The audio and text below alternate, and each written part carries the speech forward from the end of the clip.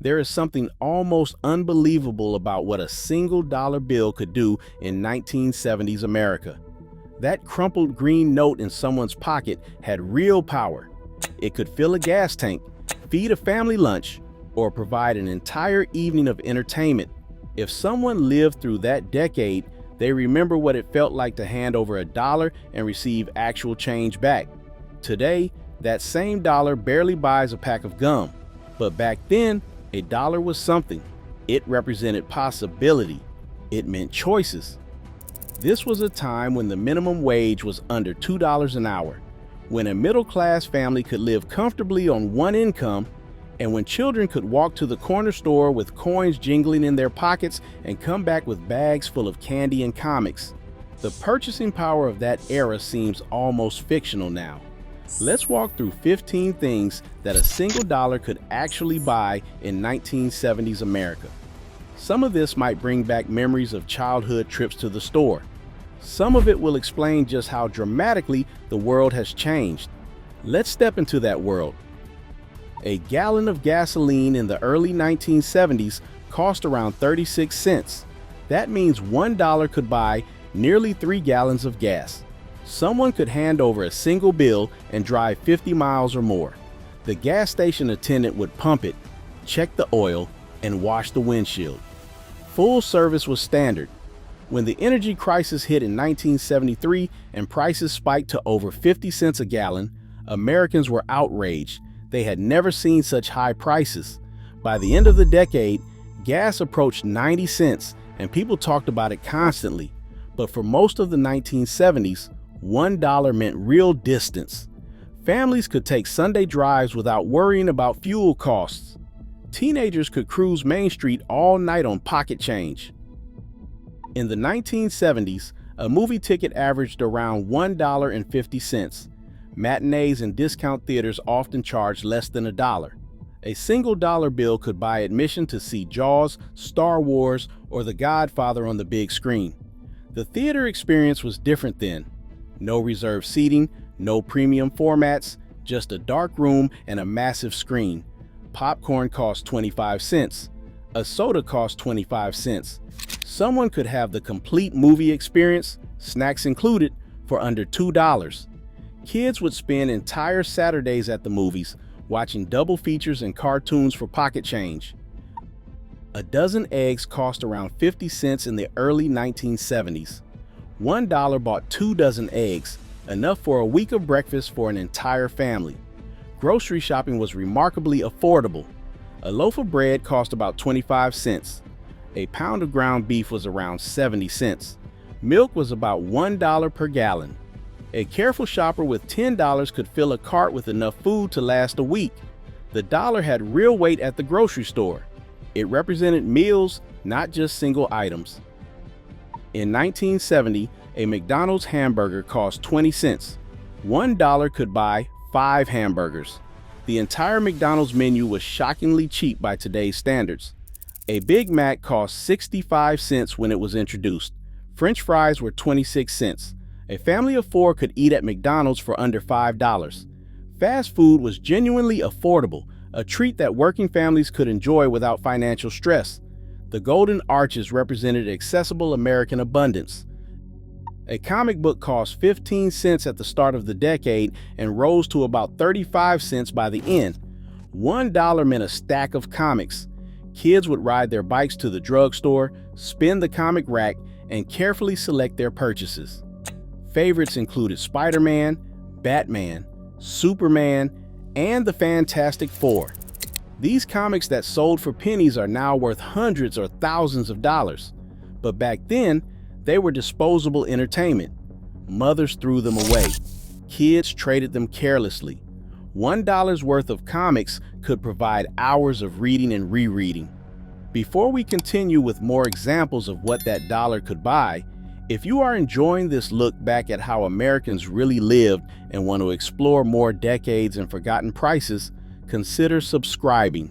There are so many more stories about how different life used to be. A can of Coca-Cola from a vending machine cost 10 cents at the start of the 1970s and about 25 cents by the end. A dollar meant 4 to 10 ice-cold sodas.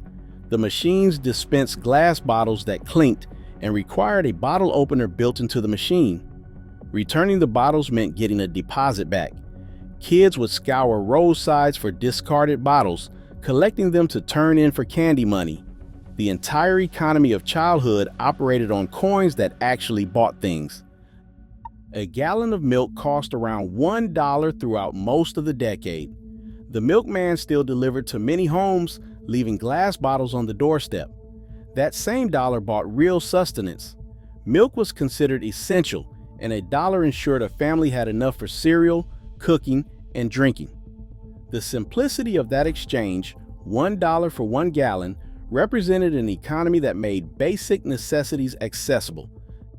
A pack of cigarettes cost about 35 cents in the early 1970s. $1 bought almost 3 packs. Cigarettes were everywhere. Vending machines sold them in restaurants, bowling alleys, and hotel lobbies. No identification was required. The health warnings were just beginning to appear, but smoking remained ubiquitous. Offices, airplanes, and hospitals all allowed smoking. A dollar kept the smoker supplied for days. A newspaper cost 10 to 15 cents. A dollar bought a week's worth of daily papers. The morning ritual of reading the newspaper over coffee was standard.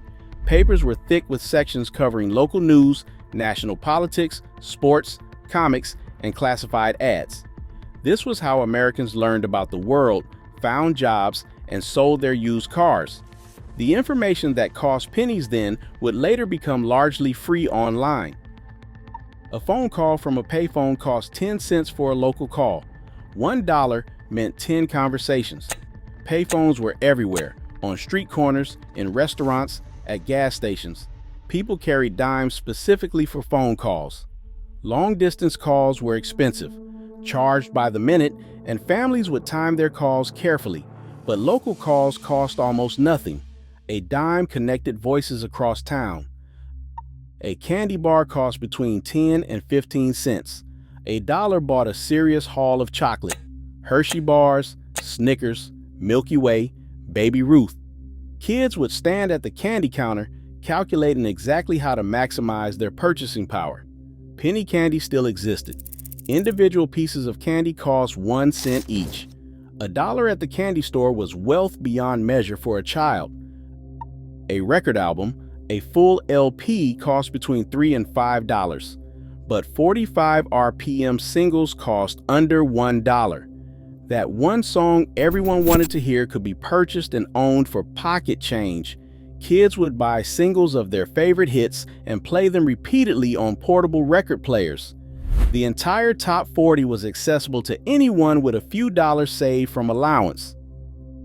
A haircut at the local barbershop cost between $1 and $2. Men and boys sat in the barber chair, flipped through magazines, and were trimmed by barbers they had known for years. The barbershop was a community gathering place. Sports were debated, local gossip was shared.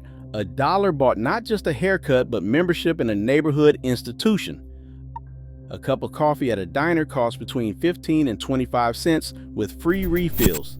A dollar bought breakfast.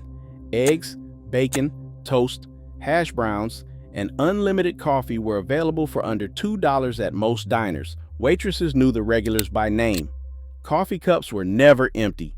The American diner offered hot meals at prices that welcomed everyone from factory workers to traveling salesmen. A paperback book cost between 75 cents and $1.50. $1 could buy Escape into Another World. Drugstores and grocery stores had spinning racks of paperbacks, westerns, mysteries, romance novels, and science fiction. The same books that now cost $15 or more were impulse purchases grabbed while waiting in line. Reading was affordable entertainment for everyone. The minimum wage in 1970 was $1.60 per hour. By 1979, it had risen to $2.90. A dollar represented a significant portion of an hour of work for millions of Americans. But that dollar went far. A minimum wage worker could buy lunch, see a movie, or fill half a gas tank with a single hour of labor. The relationship between work and purchasing power was fundamentally different. What made the 1970s dollar so powerful was not just low prices, but the entire economy it represented. Housing was affordable. A median home cost around $25,000. A new car cost around $3,500. College tuition at a state university was a few $100s per year.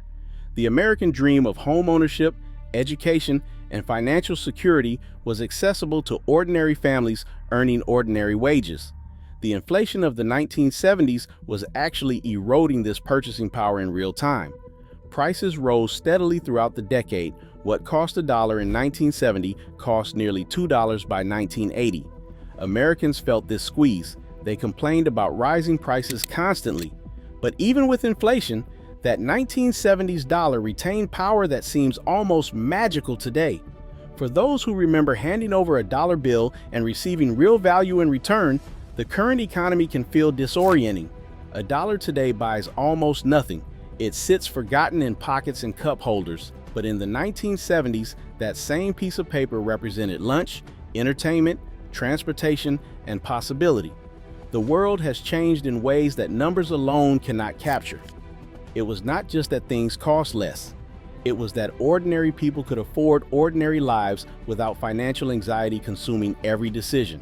A dollar mattered because it could actually do something.